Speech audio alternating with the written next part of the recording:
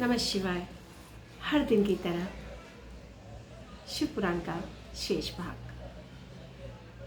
ब्रह्मा जी की आज्ञा से कुमार का युद्ध के लिए जाना और तारक के साथ उनका भीषण संग्राम तथा उनके द्वारा तारक का वध और तत्पश्चात देव द्वारा कुमार का अभिनंदन और सत्वन, कुमार का उन्हें वरदान देकर कैलाश पर जा शिव पार्वती के पास निवास करना। चलिए। कार्तिक, तुम तो देवादि देव हो। पार्वती सुत विष्णु और तारकासुर के का यह व्यर्थ युद्ध शोभा नहीं दे रहा है, इतने क्योंकि विष्णु के हाथों इस तारक की मृत्यु नहीं होगी।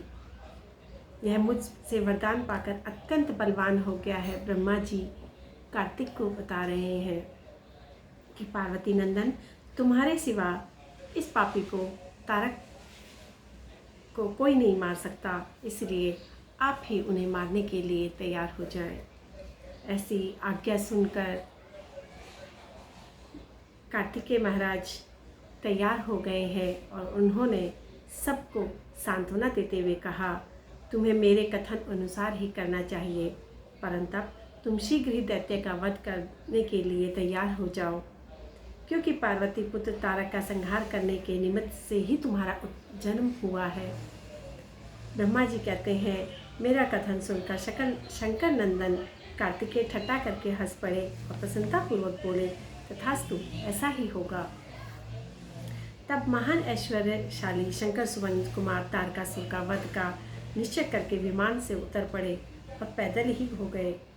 जिस समय महाबली शिवपुत्र कुमार अपनी अत्यंत चमकीली शक्ति को, जो लपटों से दमकती हुई एक बड़ी उल्का सी जान पड़ती थी, हाथ में लेकर पैदल ही दौड़ रहे थे, अद्भुत शोभा हो रही थी। उनके मन में तनिक भी भय नहीं था और अप्रमेय बलशाली थे। सन्मुख हो उन अपनी ओर आते देखकर तारक सुश्रेष्ठों से बोला, क्या शत्रुओं का संहार करने वाला कुमार यही है? मैं अकेला इस वीर के साथ युद्ध करूंगा और मैं समस्त वीरों तथा प्रमथ गणों, लोकपालों, श्रीहरि सबका नायक है, उन देवों को भी मैं मार डालूंगा। देवताओं के दुर्वचन सुनकर तारक भीषण युद्ध करने लगा। उस समय बड़ा विकट संग्राम हुआ। तब शत्रु वीरों का संहार करने वाले कुमार ने शिव जी की चरण कमलों का स्मरण करके तारक के वध का विचार किया। महातेजस्वी और महाबली कुमार रोषावेश में आकर गर्जना करने लगे और बहुत बड़ी सेना के साथ युद्ध के लिए डट कर खड़े हो गए। समस्त देवताओं ने जय जयकार का शब्द किया। घर्षण जय जयकार हो रही है। तारक और कुमार का संग्राम प्रारंभ हो गया है। अत्यंत दुस्साह, महान, भयंकर, संपूर्ण प्राणियों के भयभीत करने वाला था। कुमार और तारक दोनों ही शक्ति युद्ध में परम प्रवीण थे। एक दूसरे पर प्रहार करने वाले परम पराक्रमी वे दोनों प्रकार के पैंतरे इस्तेमाल कर रहे थे। इस प्रकार दांव पे से एक दूसरे पर आघात कर रहे थे। सभी चुपचाप खड़े होकर दृश्य देखते रहे। उन्हें परम विस्मय हुआ, यहाँ तक कि वायु का चलना भी बंद हो गया और सूर्य की प्रभा फीकी पड़ गई। पर्वत एवं वन काननों सहित सारी पृथ्वी कांप उठी। इसी अवसर पर हिमालय आदि पर्वत स्नेहाभूत होकर कुमार की रक्षा करने के लिए वहां आए। सभी पर्वतों को भयभीत देखकर शंकर एवं गिरिजा के पुत्र कुमार उन्हें सांत्वना देते हुए बोले, महाभाग पर्वतों, तुम लोग खेद मत करो, किसी भी प्रकार की चिंता नहीं करनी चाहिए। मैं आज तुम सब लोगों की आंखों के सामने ही इसका वध कर दूंगा और काम तमाम कर दूंगा। देवगणों की ढांढस बढ़ाकर गिरिजा ने और शंभु को प्रणाम किया तथा कांतिमती शक्ति को हाथ में लिया। शंभु पुत्र कुमार महाबली, महान, ऐश्वर्यशाली तो थे ही और उन्होंने तारक का वध करने की इच्छा से शक्ति हाथ में ली और उस समय उनकी अद्भुत शोभा हो रही थी।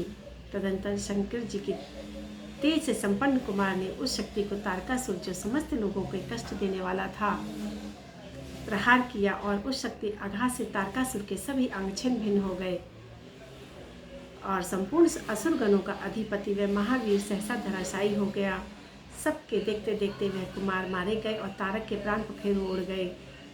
चारों दिशाओं में जय जयकार होने लगी। वीर तारक को महान संबर प्राण सहित होकर गिरा देखकर वीरवर कुमार ने उस पर पुनः वार नहीं किया। महाबली दैत्यराज तारक के मारे जाने पर सभी देवताओं और असुरों के मौत के घाट उतार दिया। बस कुछ हाथ जोड़कर खड़े हो गए, कुछ छिन्न भिन्न हो गए, हजारों दैत्य मृत्यु के अतिथि बन गए और पाही पाही रक्षा कीजिए कहकर पुकारते हुए कुछ मारे डाले गए और मैदान छोड़कर भाग गए। सहस्त्र दैत्य जीवन की आशा से भागकर पाताल में घुस गए। उन सब की आशाएं भग्न हो गई, मुख पर दीनता छाई। ऐसा हमारे कार्तिकेय कुमार ने तारकासुर का वध कर दिया है। चलिए अब हम दूसरे अध्याय की ओर मिलते हैं, शेष भाग अगले वीडियो में।